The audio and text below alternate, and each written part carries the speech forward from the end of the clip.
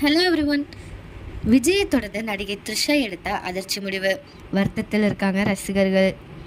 Tamil cinema மட்டுமின்றி தென்னிந்திய அளவில் பிஸியான நடிகையாக இருந்து வராங்க நடிகை த்ரிஷா.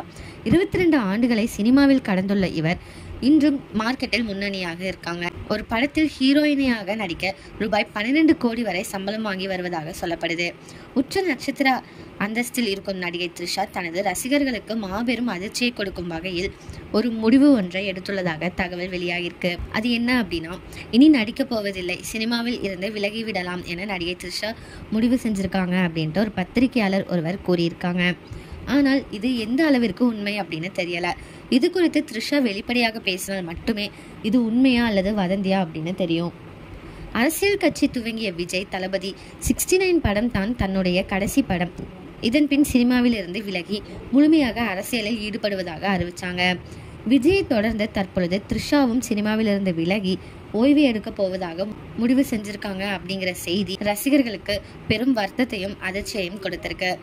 பொறுத்திருந்து பார்ப்போம், இது உண்மையா இல்ல வதந்தியா அப்படின்ட்டு. நீங்க என்ன நினைக்கிறீங்க அப்படிங்கறத கமெண்ட்ல சொல்லுங்க. ஓகே கைஸ், இந்த மாதிரி லேட்டஸ்ட் சினிமா நியூஸ் அப்டேட் தெரிஞ்சுக்கணும் அப்படின்னா இந்த சேனலை சப்ஸ்கிரைப் பண்ணிக்கோங்க.